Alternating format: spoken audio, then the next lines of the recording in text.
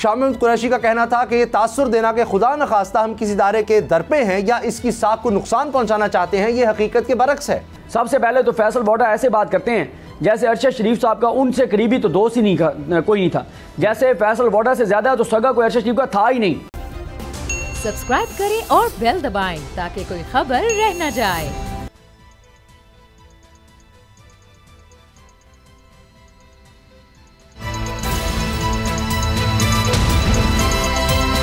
اب پتہ چلا۔ بسم اللہ الرحمن الرحیم، السلام علیکم، میں ہوں محمد اسامہ غازی اور آپ دیکھ رہے ہیں اب پتہ چلا۔ آج کے پروگرام میں بات ہوگی شہید صحافت کا سفر آخرت، پریس کانفرنس، فیصل ووڈا کا اپنی سیاست پر خود کش حملہ۔ آج سچ کے علم بردار شہید صحافت اور ارشد شریف لاکھوں کروڑوں دلوں کو سوگوار چھوڑ کر منو مٹی تلے جا سوئے۔ شہید کی والدہ کی خواہش تھی کہ ان کے بیٹے کا جنازہ پھولوں سے لدا۔ ارشد شریف سے محبت کرنے والوں نے رات ہی ان کے گھر کے باہر پھولوں کا ڈھیر لگا دیا۔ جب جنازہ اٹھایا گیا تو شہید کو کندھا دینے پورا شہر ہی امڑ آیا۔ قبرستان تک جگہ جگہ شہید کے جسد خاکی پر پھولوں کی پتیاں نچھاور کی جاتی رہیں۔ یہ محبت وطن سے محبت کا نتیجہ تھی۔ سچ کے راستے پر اپنی جان قربان کرنے والے ارشد شریف اپنے پیچھے بہت سے سوال چھوڑ گئے ہیں جن کا جواب پوری قوم جاننا چاہتی ہے۔ لیکن ستم یہ ہے کہ قائد اعظم کی وفات، لیاقت علی خان کی شہادت سے لے کر آج تک ایسے سوالوں کا ایک پورا قبرستان آباد ہے، مگر پھر بھی خواہش ہے کہ اس راز سے پردہ اٹھنا چاہیے کہ ارشد شریف کو ملک چھوڑنے پر کس نے مجبور کیا۔ جس وقت ارشد شریف کا جنازہ اٹھایا جا رہا تھا اس وقت وزیر داخلہ رانا ثناء اللہ پریس کانفرنس کر رہے تھے۔ وہ بغیر تحقیقات، بغیر کسی ثبوت کے عمران خان پر الزام لگا رہے تھے۔ آج سب سے اہم D G I S P R اور D G I S I کی مشترکہ پریس کانفرنس تھی۔ یہ شاید پہلی بار ہے کہ D G I S P R نے یوں صحافیوں کے سوالات کا سامنا کیا ہو اور آئی ایس آئی ڈی جی ان کے ہمراہ۔ یہ غیر معمولی پریس کانفرنس بتا رہی تھی کہ فوج ملک کی حالات کو لے کر کتنی فکر مند ہے۔ اس مشترکہ پریس کانفرنس میں ارشد شریف کے قتل اور انہیں بیرون ملک جانے کے حوالے سے بات کی گئی۔ D G I S P R کا کہنا تھا کہ ارشد شریف کو پاکستان میں کوئی خطرہ نہیں تھا۔ اس واقعے کے تانے بانے نجی ٹی وی کے مالک سے ملتے ہیں جسے شامل تفتیش کرنا چاہیے۔ اس پریس کانفرنس میں سائفر اور سیاسی صورتحال پر بھی بات ہوئی۔ ڈی جی آئی ایس آئی کے مطابق عدم اعتماد سے بچنے کے لیے آرمی چیف کو غیر معینہ مدت کے لیے توسیع کی پیشکش کی گئی۔ ان کا کہنا تھا کہ یہ نہیں ہو سکتا کہ دن میں آپ غدار کہیں اور رات کو اسی غدار سے بات کریں۔ کہا گیا کہ رجیم چینج اور سائفر کی حقیقت سے دور تک اس کا کوئی تعلق نہیں۔ اس پریس کانفرنس کے جواب میں تحریک انصاف کے سینئر رہنماؤں کی طرف سے بھی ایک پریس کانفرنس کی گئی۔ شاہ محمود قریشی کا کہنا تھا کہ یہ تاثر دینا کہ خدا نخواستہ ہم کسی ادارے کے در پہ ہیں یا اس کی ساکھ کو نقصان پہنچانا چاہتے ہیں، یہ حقیقت کے برعکس ہے۔ پی ٹی آئی رہنماؤں کا کہنا تھا کہ پوری بات بتائی جائے یا پھر بند کمروں کی باتیں بند کمروں میں رہیں تو اچھا ہے۔ اس ساری صورتحال میں اہم بات یہ ہے کہ کل تحریک انصاف کے لانگ مارچ کا آغاز ہونے جا رہا ہے، اس پر بھی بات کریں گے، لیکن پہلے بول نیوز کے اینکر پرسن شہید جمہوریت، شہید صحافت ارشد شریف کے سفر آخرت پر بات کر لیتے ہیں۔ صدیق جان اور نور العارفین میرے ساتھ ہیں۔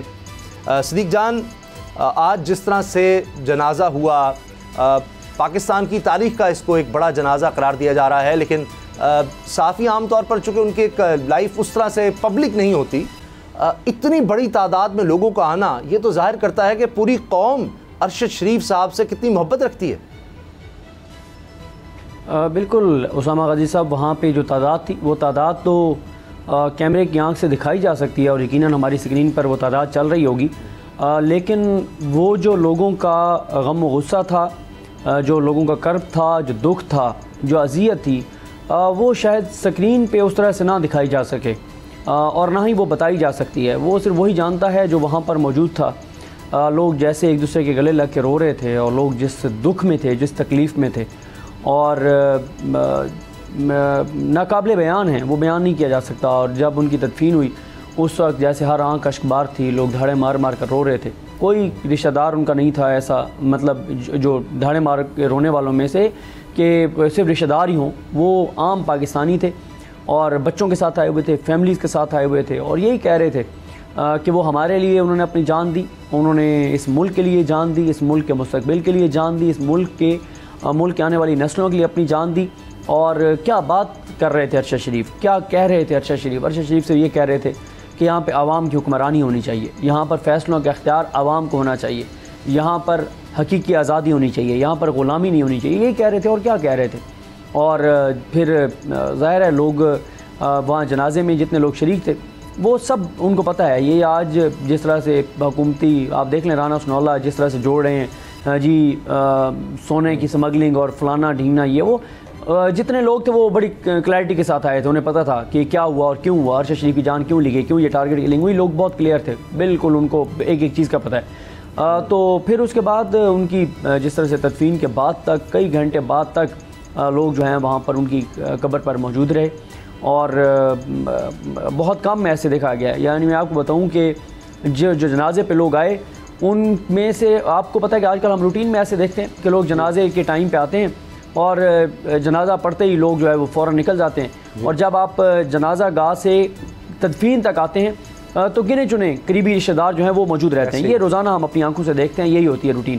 لیکن جب ارشد شریف صاحب کو لایا گیا ان کے جسد خاکی کو قبرستان کی طرف, تو وہاں پر بھی جو لوگ جنازے میں آئے تھے ان میں سے ہزاروں لوگ جو ہیں وہ وہاں پر قبرستان میں بھی آئے. پورا قبرستان جو ہے وہ بھرا ہوا تھا, لمبی لمبی قطاریں تھیں, لمبی لمبی لائنیں تھیں, اور لوگ جو ہے وہ رو رہے تھے, اور لوگ جو ہے وہ وہاں پر کھڑے ہو کر اس عزم کا اظہار کر رہے تھے کہ ارشد شریف ہمارے لیے بول رہے تھے اور انہوں نے اپنی جان قربان کی ہے, ان کی جان گئی ہے.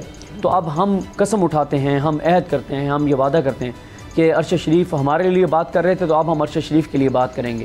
وہ بات بھی کریں گے جو ارشد شریف کر رہے تھے, اور ارشد شریف کی ٹارگٹ کلنگ پر, ان کی شہادت پر, ان کے قتل پر بھی بات کریں گے. تو میرا خیال ہے کہ یہ سلسلہ جو ہے ارشد شریف صاحب کی جو شہادت ہے, جو ٹارگٹ کلنگ ہے, یہ آواز نہیں دبائی جا سکتی. اگر کوئی سمجھتا ہے کہ رانا ثناء اللہ اگر پریس کانفرنس کریں گے, پھر قمر الزمان کائرہ صاحب آ جائیں گے, پھر عطا تارڑ آ جائیں گے, پھر خواجہ آصف آ جائیں گے, کوئی 8-10 پریس کانفرنسز کر لی جائیں گی تاکہ اسکرین آکوپائی رہے اور ارشد شریف کی شہادت پر بات نہ ہو, ان کے جنازے کے ٹائم پہ ان کا جنازہ نہ دکھایا جا سکے, اس کے بعد ان کی تدفین نہ دکھائی جا سکے, تو یہ فضول چیزیں ہیں, ان سے کچھ بھی نہیں ہونے والا. پہلے جو پچھلے جی صدیق جان جو آپ نے بات کی, میں یہ نوٹ کر رہا تھا کہ لوگ بالکل یہی بات کہہ رہے تھے کہ کیا ضرورت تھی. نور عارفین سے آپ اس پر روشنی ڈالیں, آپ کا کیا تبصرہ ہے کہ کیا ضرورت تھی کہ اس موقع پر جب ان کا جنازہ ہے تو ایک کے بعد ایک پریس کانفرنس حکومت کی طرف سے, یعنی ایک سے دل نہیں بھرا, اور این اس وقت یہ ایسے تو لگ رہا ہے جیسے وہ صرف اسکرین آکوپائی کرنا چاہتے تھے, ارشد شریف صاحب کا جنازہ نہیں لوگوں کو دکھانا چاہتے تھے, اور لوگوں نے تو ریجیکٹ کر دیا وہ جو بات اسمگلنگ کی کر رہے تھے رانا ثناء صاحب, یا مریم صاحب نے جو بات کی, یا پی ڈی ایم کی طرف سے جو متنازع بنانے کی کوشش تھی ارشد شریف صاحب کی شخصیت کو, وہ تو لوگوں نے ریجیکٹ کر دیا اتنی بڑی تعداد میں آ کر. دیکھیے میں لوگوں کے آنے نہ آنے کو اتنا کوئی خاص اہمیت نہیں دیتا ہوں, اس لیے کہ مغفرت اور بخشش اور درجات کی بلندی ان لوگوں کی بھی یقیناً ہوتی ہوگی کہ جن کے جنازے میں کوئی 2, 3, 4 آدمی پہنچتے ہیں. یہ میرا اور آپ کا ڈومین نہیں ہے, اس لیے اس ڈومین میں گھس کر کے اور فتوی بازی نہیں کرنی چاہیے.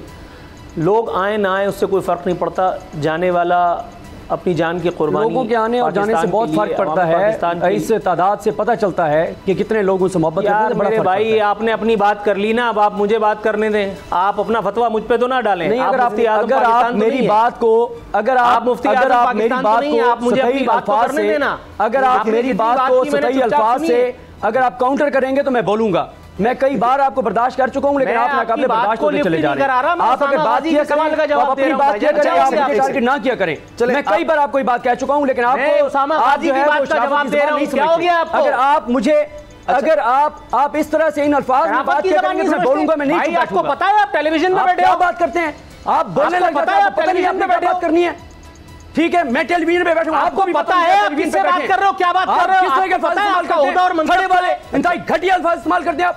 آپ جو ہے جب میں اسامہ غازی کے سوال کا جواب دے رہا ہوں, آپ کس قسم کی لینگویج یوز کر رہے ہیں. آپ جس کے سوال کے جواب, اگر میں ٹیلی ویژن پہ اسامہ غازی سے بات کر رہا ہوں, آپ کیا بات کر رہے ہیں, آپ سمجھتے ہیں کہ اپنے آپ کو آپ گھٹیا, آپ کے کسی سوال پر رسپونڈ نہیں کر رہا ہوں بھائی, میں اسامہ غازی سے بات کر رہا ہوں. آپ کہتے ہیں کہ جی لوگوں کے آنے کیا ہو گیا آپ کو, نہیں پڑتا, آپ کیا بات کر رہے ہیں. اچھا صدیق جان ایک سیکنڈ, کیا ہو گیا, حضرت امام حسین رضی اللہ تعالیٰ عنہ کے جنازے میں کتنے لوگ تھے. دیکھیں پلیز اس کو مذہبی رنگ نہ دیں.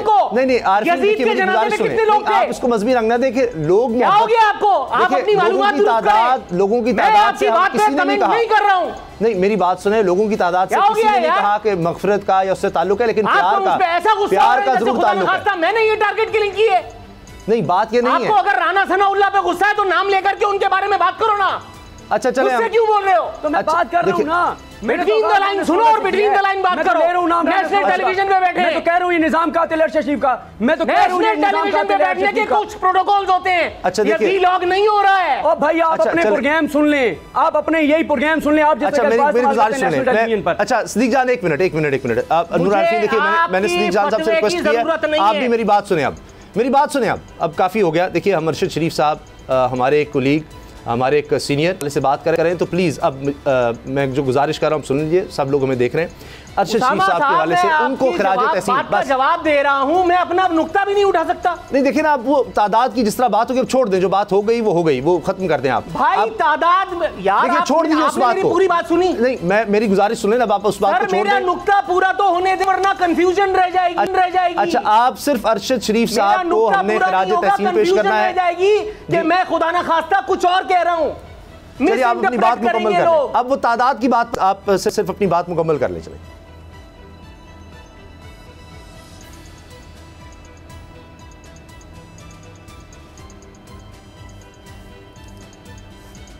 پچاس درجے جونیئر ہوں میں. ان کی شہادت کے بارے میں خدا نہ خواستہ کچھ نہیں کہہ رہا. میں نے ابھی اپنا نقطہ اسٹیبلش بھی نہیں کیا اور آپ مجھے روک رہے ہیں. ٹھیک ہے پھر آپ بات کیجئے, میں چپ بیٹھا ہوں. اچھا چلیں اگلی بات ہماری جو آج پریس کانفرنس کی ہے پاک فوج کی جانب سے ڈی جی آئی ایس آئی نے, چونکہ یہ تاریخ میں پہلی مرتبہ ہوا ہے کہ ڈی جی آئی ایس آئی اس طرح سے سامنے آئیں. اور وہ ڈی جی آئی ایس آئی جو اپنی ویڈیو یا تصاویر بھی سامنے نہیں لاتے تھے وہ آئے اور انہوں نے نہ صرف یہ پریس کانفرنس میں شرکت کی بلکہ لوگوں کے سوالوں کے جواب دیے وہاں جو صحافی موجود تھے. اور اس چیز کو بھی یہ کہا گیا کہ غیر معمولی. انہوں نے بھی کہا کہ اس لیے کہ اب اپنی ذات کی بات نہیں تھی, ادارے کی بات تھی. اور اس کے بعد ہم نے دیکھا کہ پھر تحریک انصاف کی طرف سے بھی پریس کانفرنس کی جاتی ہے. نور عارفین پہلے میں آپ سے اس پر چاہ رہا ہوں کہ اس میں ایک چیز تو یہ سامنے آئی کہ اب فوج کی طرف سے بھی کہا جا رہا ہے, پاک فوج کے ترجمان کی طرف سے بھی کہا جا رہا ہے کہ جی کسی بھی لیول پر انٹرنیشنل لیول پر بھی ارشد شریف صاحب کے حوالے سے انویسٹیگیشن تحقیقات ہونی چاہیے. تو جو حکومت کی طرف سے رانا ثناء اللہ صاحب کی طرف سے جو 2 رکنی تحقیقاتی ٹیم آئی تو آپ کا خیال ہے کہ پھر اب اس میں انٹرنیشنل لوگوں کو شامل کرنا چاہیے تاکہ کریڈیبلٹی بن سکے؟ جی بالکل 2000% ایسا ہونا چاہیے. رانا ثناء اللہ کوئی اسپائی ماسٹر تو نہیں ہے. رانا ثناء اللہ کے حوالے سے جتنی باتیں ہیں اگر سیاست میں ان کے رول کے بارے میں بات کی جائے, ان کے متنازع کیریکٹر کے بارے میں بات کی جائے تو وہ ماڈل ٹاؤن کیس میرا خیال ہے کافی ہے. لیکن بحیثیت وزیر داخلہ اگر ہم بات کریں یا اسے کیس کو منطقی انجام تک پہنچانے کی بات کریں تو اس میں اگر انٹرنیشنل کنٹریبیوٹرز کو اس میں آپ نے ڈالنا ہے تو اس میں ضرور ڈالنا چاہیے. میں نے پرسوں بھی کہا تھا, میں نے کل بھی کہا تھا, میں دوبارہ اس بات کا عہد کرتا ہوں کہ بھائی اگر جوڈیشل کمیشن بنانے سے اس ایک معاملے میں کوئی ہیلپ آؤٹ مل سکتا ہے, کوئی ہیلپ مل سکتی ہے تو آپ یہ بھی ضرور کریں. لیکن یہ جو ابھی ایک شوشے بازی چھوڑی گئی ہے, یہ جو ابھی ایک میڈیا گروپ کے اونر کا نام آیا تھا رانا ثناء اللہ کی جانب سے, کل اس پر ہم نے تفصیلی بات کی. آج ڈی جی آئی اور D G S P R کی پریس کانفرنس میں اس کے حوالے سے وہ اسکرین شاٹس وغیرہ جو دکھائیں, میں یہ کہہ رہا ہوں کہ اگر آپ کو لگتا ہے کہ اس حوالے سے اس ایک سمت میں ہی تحقیقات کو اس کا دائرہ آگے بڑھا کر کے اور اگر قاتلوں کو پکڑا جا سکتا ہے تو پلیز ڈو دیٹ. اس میں کتنا ہی بڑا آدمی رگڑے میں آ جائے, پہلی مرتبہ ہے لیکن اسے پہلی مرتبہ کو آخری مرتبہ بنا دیں. پہلی مرتبہ کو آخری مرتبہ بنا دیں اور اس میں ان لوگوں کو بھی شامل تفتیش کیا جائے جو کل تک ارشد شریف صاحب کے بارے میں الٹی سیدھی گھٹیا باتیں کرتے تھے, ان کے بارے میں ٹویٹس کرتے تھے, ان کے بارے میں طرح طرح کے بیانات ڈالتے تھے مختلف ٹیلی ویژن چینلز پر, اپنے سوشل میڈیا اکاؤنٹس پر. یہ تمام لوگوں کو اس دائرے میں شامل کیا جانا چاہیے. اس میں رانا ثناء اللہ بھی بری ذمہ نہیں ہو جاتے بحیثیت حکومت. صرف ایک کمیشن بنا کر کے, صرف ایک 2-3 لوگوں کی ٹیم بنا کر کے آپ بری ذمہ نہیں ہو سکتے. ابھی انیشل پوسٹ مارٹم رپورٹ آئی ہے ارشد شریف صاحب کے حوالے سے, کیا وہ سن کر کے کلیجہ نہیں پھٹ جاتا؟ اچھا وہ اس پہ بھی لعنت بھیجو یار. وہ جو چھوٹی معصوم بچی اپنے باپ کے تابوت پر سر رکھ کر کے بلک بلک کے رو رہی تھی, سینے میں دل ہے, شرم حیا ہے آنکھوں میں؟ اگر ہے تو اس حکومت کو اس ایک معاملے کو سیریسلی ٹیک اپ کرنا چاہیے اور جڑ سے اکاڑ کے پھینک دینا چاہیے ان تمام لوگوں کو جنہوں نے کسی بھی حوالے سے اس ایک معاملے میں فیسیلیٹیٹر کا کردار ادا کیا ہے. آپ کا صرف یہ بتانا کافی نہیں ہے کہ ارشد شریف کے ساتھ گاڑی میں سوار خرم ایک نجی چینل کا ملازم ہے. آپ کو اس نجی چینل کے فلاں اور ابن فلاں اس کو اٹھانا چاہیے اور اس کو جیل کی سلاخوں کے پیچھے پہنچانا چاہیے تاکہ یہ خون ناحق نہ ہو. ارشد شریف کوئی معمولی آدمی نہیں تھا. ارشد شریف اور اگر معمولی آدمی بھی ہوتا تو اس کی یہ جو قربانی ہے یہ آپ کے اور میرے لیے ہے. یہ اس نے ایسے ہی نہیں اپنی جان افرین کی سپرد کر دی. اس کا گھر تھا, اس کا گھر بار تھا, اس کے بیوی بچے تھے, ان تمام چیزوں سے اوپر ہو کر کے, بلند ہو کر کے, ماورا ہو کر کے اس نے یہ قربانی دی.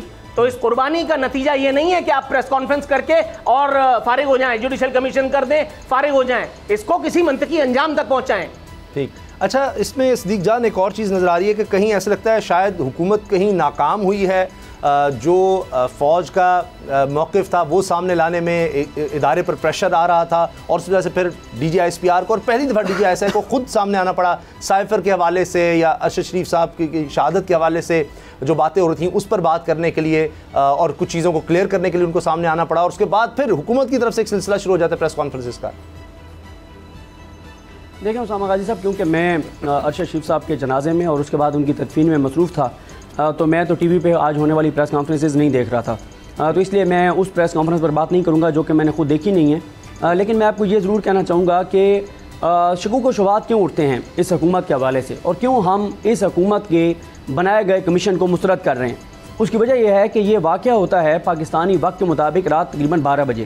رات 2 بجے سے پہلے یہ خبر سوشل میڈیا پر آ جاتی ہے کہ ارشد شریف صاحب کو جو ہے وہ شہید کر دیا گیا ہے, ان کی ٹارگٹ کلنگ کی گئی ہے. اس کے بعد دباؤ ڈالا جاتا ہے چینلز پر اور کہا جاتا ہے کہ اس کو قتل کو حادثے میں آپ بدل دیں. حادثے میں بدل دیا گیا, چینلز نے کہا جی حادثہ ہوا.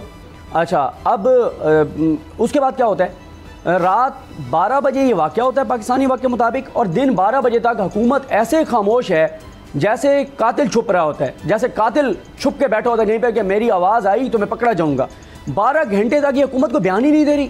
مجھے بتائیں, اگر یہ حکومت نہیں تھی اس کے پیچھے, یا یہ حکومت نہیں جانتی کہ قاتل کون ہے اور اس قاتل سے ان کا اتنا گہرے ان کے مراسم ہیں, تو یہ حکومت رات 12 بجے کے 1 گھنٹے کے اندر اندر حکومت سامنے آتی, وزیر اطلاعات سامنے آتی, کوئی اور نمائندہ سامنے آتا. اگر وزیر اطلاعات پاکستان میں نہیں تھی تو آ کے اور کہتے کہ جناب یہ واقعہ ہوا ہے, یہ بڑا ظلم ہوا ہے, بڑی زیادتی ہوئی ہے, اور یہ جو کینیا کی پولیس کا موقف آ رہا ہے ہم ابھی اس کو مسترد کرتے ہیں, ہم کمیشن بھیجیں گے, ہم 1 گھنٹے کے اندر اندر اپنے لوگ جو ہے وہ اناؤنس کر رہے ہیں, اور پہلی فلائٹ پہ ہمارے لوگ کینیا جائیں گے. اتنا بڑا سانحہ ہو گیا, اتنی بڑی شہادت ہو گئی, اتنا بڑا قتل ہو گیا, ہم ایسے نہیں جانے دیں گے, ہم کینیا کو نہیں بخشیں گے, ہم ساری تحقیقات کریں گے.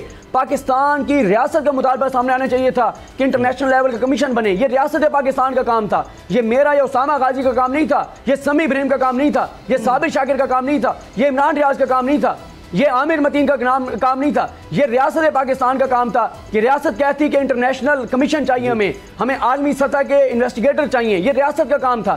لیکن ریاست تو خوش تھی, ریاست تو مریم نواز کا ٹویٹ آپ نے دیکھا, کیونکہ مالکن تو وہ ہیں اس وقت ریاست کے فیصلے تو نواز شریف وہ بیٹھ کے کر رہے ہیں پاکستان سے باہر بیٹھ کے, کہ کس کو آرمی چیف لگانا ہے, نظام کو کدھر کرنا ہے, کس کو واپس لانا ہے, کس کو یہ کرنا ہے, کس کو وہ کرنا ہے. مریم نواز خوش ہو رہی ہیں, ٹویٹس کر رہی ہیں. تو میں کیسے نہ اس ریاست کو قاتل سمجھوں, میں کیسے نہ اس حکومت کو قاتل سمجھوں, میں کیسے نہ اس جرم میں شریک سمجھوں اس حکومت کو, میں کیسے ان پہ یقین کر لوں, میں کیسے ان کے بنائے ہوئے کمیشن پہ اعتبار کر لوں. مجھے تو اعتبار نہیں ہے ان کے کمیشن کے اوپر, میں تو ان کو قاتل سمجھتا ہوں, اس نظام کو قاتل سمجھتا ہوں جس نے ارشد شریف کو پاکستان سے جانے پر مجبور کیا. 15 FIR ہوئی, صدر کو خط لکھا, چیف جسٹس کو خط لکھا, چیف جسٹس اسلام آباد ہائی کورٹ کے پاس معاملہ پینڈنگ تھا, حکومت کو کہتے رہے, کیا ہوا, گئے اور پھر بعد میں شہید کر دیے گئے.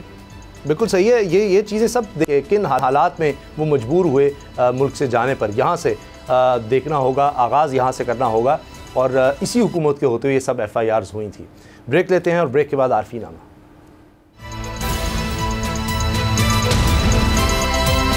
اب پتہ چلا.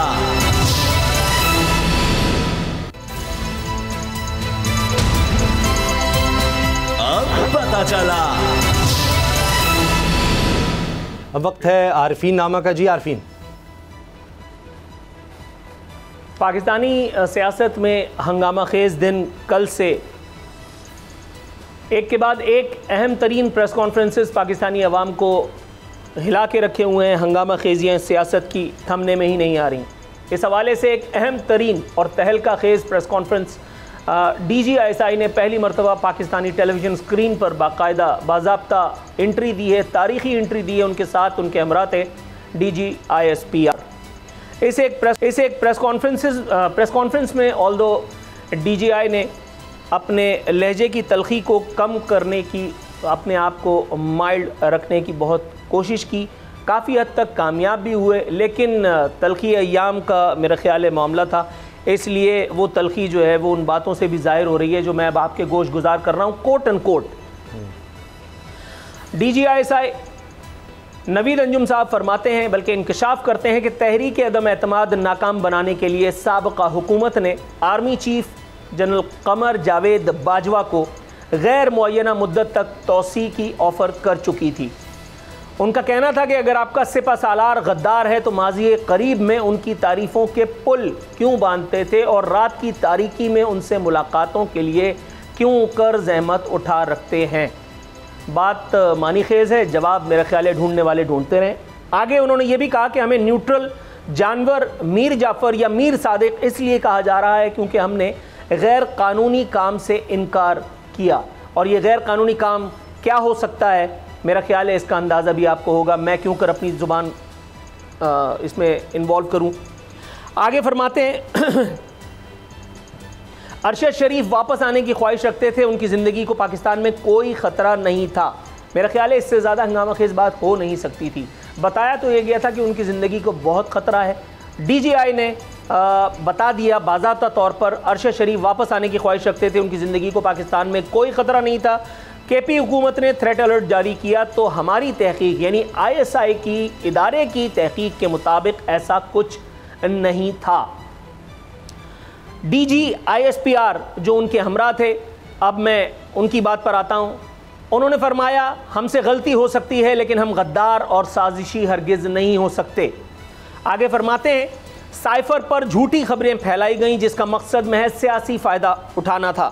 اس حوالے سے امریکہ کے دنیا بھر میں رجیم چینج آپریشن کے حوالے دیے جاتے رہے، پاکستان میں ان حوالہ جات کو حکومت کی تبدیلی سے جوڑ دیا گیا، فوج کی لیڈرشپ کو نشانہ بنایا گیا، ہر چیز کو غداری اور رجیم چینج آپریشن سے لنک کیا گیا۔ D G I S P R نے ایک تہلکہ خیز لائن جو آگے کہی وہ سنیے اور سر دھنیے، بتاتے ہیں کہ یہی وہ وقت تھا جب ارشد شریف اور دیگر صحافیوں کو ایک مخصوص بیانیہ فیڈ کیا گیا جس کی حقیقت بہت واضح ہو چکی۔ D G I S P R کا کہنا تھا کہ ذہن سازی کے ذریعے قوم اور فوج میں سپہ سالار اور لیڈرشپ میں نفرت پیدا کرنے کی کوشش کی گئی۔ انہوں نے فرمایا کہ پاکستان اور اداروں کو دنیا بھر میں بدنام کرنے کی کوئی کسر اٹھا نہیں رکھی گئی۔ ایک سنسنی خیز جملہ ملاحظہ کیجئے، فرماتے ہیں ارشد شریف کیس میں سلمان اقبال کو پاکستان واپس لا کر شامل تفتیش کرنا چاہیے۔ انہوں نے کہا کہ سلمان اقبال نے شہباز گل کی گرفتاری کے بعد عماد یوسف کو کہا کہ ارشد شریف کو باہر بھیج دیا جائے۔ ان کا یہ بھی کہنا تھا کہ میڈیا ٹرائل میں اے آر وائی چینل نے جھوٹے اور سازشی بیانیے کے فروغ میں کردار ادا کیا، کوٹ ان کوٹ میں کچھ بھی اپنے پاس سے نہیں کہہ رہا۔ یہ ساری وہ باتیں تھیں جو آپ پریس کانفرنس میں یقیناً سن بھی چکے، لیکن میرے خیال ہے اس کے بعد اب مزید کچھ کہنے کی گنجائش باقی نہیں رہتی۔ یہاں سے سیدھا جمپ کرتے ہیں اس ایک پریس کانفرنس پر۔ رانا ثناء اللہ صاحب کی پریس کانفرنس کو بھی ہم ایک سائڈ پہ رکھتے ہیں کیونکہ اس میں بھی ایک پولیٹیکل اینگل ہے، کیونکہ آپ نے اس میں عمران خان صاحب کا کاندھا استعمال کرنے کی کوشش کی، اور اگر آپ ایسا نہ کرتے تو میں اسے یکسر پولیٹیکل پریس کانفرنس یا پولیٹیکل پرسنالٹی کی پریس کانفرنس نہ مانتا۔ شکر ہے کہ رانا ثناء اللہ صاحب نے ایسی کوئی غلطی نہیں کی، آپ نے ملبہ عمران خان اور پھر سلمان اقبال کے کاندھے پر رکھا۔ آگے جاتے ہیں، کل ایک انتہائی تباہ کن یا ڈیزاسٹرس پریس کانفرنس کی تھی حضرت فیصل وافڈا نے۔ انتہائی خوفناک لائن، میں رات 2 بجے تک بار بار مختلف چینلز کی مختلف ویب ڈیسکس پہ جا کر کے مختلف جگہوں پہ جا کر کے یہ لائن پڑھتا رہا، چیک کرتا رہا کہ آیا میں نے غلط سنا ہے یا انہوں نے کہا ہے۔ فرما رہے تھے کہ لانگ مارچ میں خون ہی خون، جنازے ہی جنازے معاذ اللہ نظر آ رہے ہیں، اللہ معاف کرے معاذ اللہ۔ انہوں نے عمران خان صاحب پر اپنے بھرپور اور غیر متزلزل اعتماد کا اظہار کرتے ہوئے یہ بھی دبے لفظوں میں کہا کہ عمران خان صاحب تو ان کے لیے قابل قبول ہیں، تاہم میرا خیال ہے معاملات آگے پیچھے ہیں۔ یہ پریس کانفرنس ہوتے ہی پی ٹی آئی کی ٹاپ سلاٹ سے باقاعدہ ٹویٹ اور بیانات کا سلسلہ جاری ہو گیا، اور بیان یہ آیا کہ جی یہ پریس کانفرنس چونکہ پی ٹی وی پر نشر ہو رہی ہے اس لیے اس کے اسپانسرڈ میرا خیال ہے پی ڈی ایم یا باضابطہ طور پر نون لیگ کا اگر آپ نام لیں تو بھی کوئی فرق نہیں پڑتا۔ اس ایک حوالے سے پی ٹی آئی قیادت نے حضرت فیصل وافڈا کو اپنی ہی صفوں میں ایک دھماکہ خیز خودکش حملہ کرنے پر شو کاز نوٹس سرو کیا ہے۔ علی زیدی صاحب جو یہاں اس صوبے میں ٹھیکیدار ہیں، انہوں نے فرمایا کہ جی شو کاز نوٹس ان کے نام سے سرو ہوا ہے. اس کا ٹویٹ بھی انہوں نے کل رات میں ہی داغ دیا تھا. اس کے اوپر جو کہنا تھا وہ میں آپ کے پیش گوش گزار کر دیتا ہوں. حضرت علی زیدی اس قابل نہیں، حضرت میں نے لگایا ہے آپ مت سمجھیے گا، علی زیدی اس قابل نہیں کہ ان کے تبصرے پر بات کروں. میں صرف عمران خان کو جواب دہ ہوں. رکنیت معطل ہو تو سانو کی کائنڈ آف ایٹیٹیوڈ تھا. کل جب ان کے صبر کو آزمایا گیا انہوں نے، میں معافی چاہتا ہوں، مجھے چونکہ بریک کا کہا جا رہا ہے. بریک کے بعد انسائیڈ سٹوری.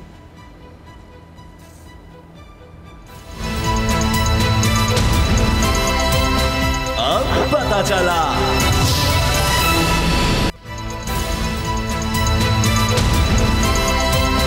اب پتہ چلا. تحریک انصاف کے رہنما فیصل واڈا صاحب نے اچانک پریس کانفرنس کی، اور حد تو یہ ہے کہ پی ٹی وی پر یہ براہ راست نشر کی گئی وداؤٹ اینی ڈیلے. حیران کن طور پر نہیں، تحریک انصاف کے ایک رہنما کی. اس کے پیچھے کون ہے، کیا وجہ ہے، انسائیڈ سٹوری جانتے ہیں صدیق جان سے. صدیق، اب فیصل واڈا صاحب کا تازہ بیان تو آ رہا ہے، جو عمران خان کہیں گے میں وہ کہوں گا، میں تو ان کے ساتھ ہوں. یہ پھر ہوا کیا ہے، پریس کانفرنس کا چکر کیسے ہو گیا؟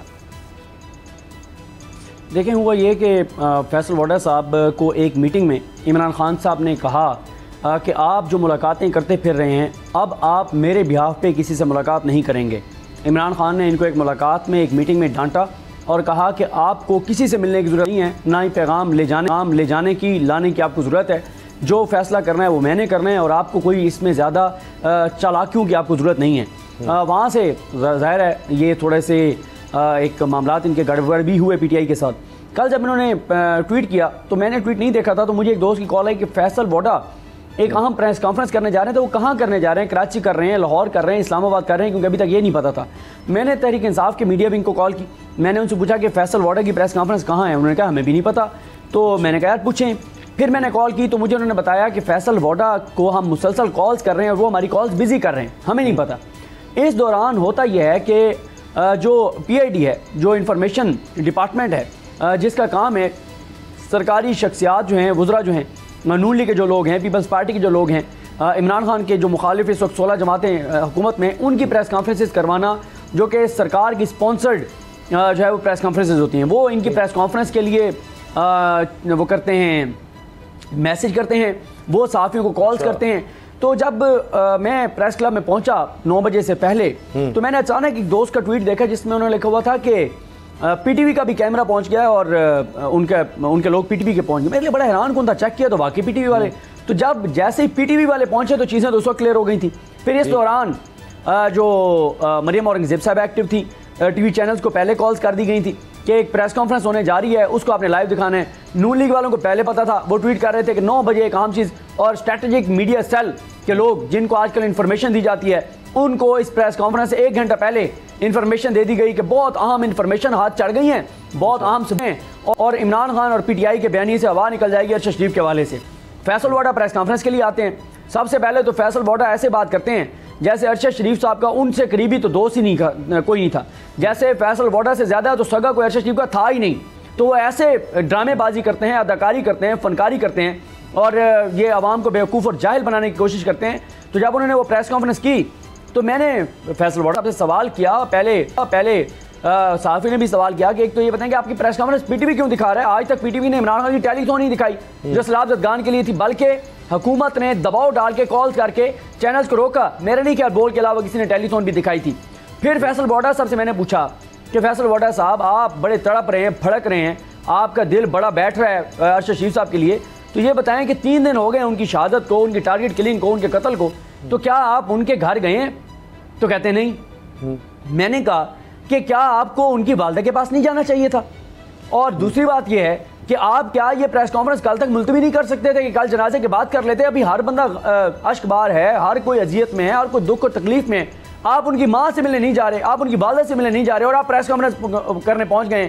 اور جو ارشد شریف جن خدشات کا ارشد شریف بار بار کہتے رہے، اس کے بالکل الٹ آپ دعوے کر رہے ہیں کہ میرا وہ دوست ہے، ایسی کوئی بات نہیں تھی. اس کے بعد فیصل واڈا صاحب پریس کانفرنس کرتے ہیں تو مجھے یقین تھا کہ یہ آپ سیدھے جائیں گے ارشد شریف صاحب کے گھر، ان کی والدہ کے پاس کہ چلیں اب یہ دعویٰ جو کر رہے ہیں. وہ رات کو بھی نہیں گئے. اچھا، پھر ارشد شریف صاحب کی والدہ محترمہ کا میسج آیا کہ ارشد شریف کے جتنے دوست ہیں وہ میرے بیٹے کو پورے اس کی شان کے مطابق لے کر جائیں. فیصل آرڈر وہاں بھی نہیں پہنچے. اب جنازے میں وہ تھے یا نہیں تھے یہ اللہ کی ذات بہتر جانتی ہے, کیونکہ لاکھوں لوگ تھے, اب مجھے نہیں پتا. اچھا, اور جو ارشد شریف صاحب کا دوست تھا, جو ان سے قربت رکھتا تھا, وہ سب کے سب تدفین کے وقت وہاں پر موجود تھے, لیکن فیصل ووڈا صاحب مجھے نظر نہیں آئے. تو ایک ایسا دوست تھا جو اس کے جنازے میں پتہ نہیں گیا کہ نہیں گیا, جو اس کی ماں کے پاس نہیں جا رہا, جو اس کی تدفین سے پہلے اس کی شہادت پہ, اس کے ٹارگٹ کلنگ پہ سوالات اٹھا رہا ہے, اور پوری کہانی کو اس طرف لے کے جانے کی کوشش کر رہا ہے جو حکومت چاہتی ہے. تو بات یہ ہے کہ پی ٹی وی بھی دکھائے, مریم اورنگزیب بھی ایکٹیو ہوں, چینلز بھی لائیو دکھا رہے ہوں. عمران خان کی تو لکھا ہوا تھا ریکارڈڈ, بول کے اوپر بھی دباؤ آ جاتا ہے کہ اگر کوئی ایسی چیز گئی تو ہم آپ کو بین کر دیں گے. ٹھیک ہے, بول تو پھر بھی دکھاتا ہے عمران خان کی تقریریں, لیکن عمران خان کی تقریریں 9 چینل بالکل نہیں دکھاتے. جو 2-3 دکھاتے ہیں ان کی مجبوری ہے کہ پیمرا کا حکم ہے کہ آپ نے ریکارڈڈ دکھانا ہے, ریکارڈڈ چند سیکنڈز کا یا 1 منٹ کا ڈیلے. وہ فیصل ووڈا کا کوئی ڈیلے نہیں تھا 1 سیکنڈ کا بھی, لائیو گیا, کوئی سینسر نہیں, کوئی میوٹ نہیں, کوئی چیز نہیں. پی ٹی وی نے بھی دکھایا, تمام چینلز نے بھی دکھایا. تو یہ اسامہ غازی صاحب ایوریج آئی کیو لیول بھی جس کا ہے نا اس کو بھی پتہ ہے, تو سب کو نظر آ رہا ہے, پورے پاکستان کو نظر آ رہا ہے. تو یہ وہ معاملہ ہے جو میچ فکس تھا, لیکن پکڑے گئے ہاتھوں پکڑے گئے. وہ کہتے ہیں دھکا کس نے دیا, تو وہ فیصل ووڈا صاحب کو بھی پتہ نہیں دھکا جس نے دیا وہ بڑی جلدی سارا کچھ ایکسپوز ہو گیا, اور اب الٹا یہ ہے کہ فیصل ووڈا صاحب کی پارٹی رکنیت بھی معطل کر دی گئی ہے تحریک انصاف کی طرف سے. تو اب وہ بڑی وضاحتیں تو دے رہے ہیں, لیکن لگتا ہے کہ دیر ہو گئی, اور جس مقصد کے لیے ان سے پریس کانفرنس کروائی گئی وہ بھی مقصد حاصل نہیں ہو سکا. پروگرام دیکھنے کا شکریہ, اجازت دیجیے, اللہ حافظ.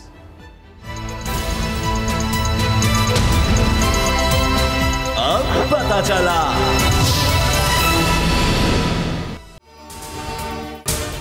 اگر آپ کو یہ ویڈیو پسند آئی تو سبسکرائب کریں اور بیل پر کلک کریں. میں آج آپ کے سامنے لانگ مارچ کا اعلان کر رہا ہوں. جمعے کو میں لیڈ کروں گا اس کو. کپتان کا حقیقی آزادی مارچ. انہوں نے کنٹینر رکھے تو ہٹا دو گے. دن ہو یا رات, وہ نیوز 24 گھنٹے رہے گا ساتھ. سب سے بڑی ٹیم, سب سے معتبر پینلسٹ کے ساتھ, سب سے بڑی کوریج. دیکھیے پاکستان کی سب سے بڑی نشریات صرف بول نیوز پر. سب سے زیادہ ویوز, سب سے زیادہ ریلز اور سب سے زیادہ ریٹنگ کے ساتھ بول اب بھی نمبر 1 پوزیشن پر برقرار. سبسکرائب کریں اور بیل دبائیں تاکہ کوئی خبر رہ نہ جائے.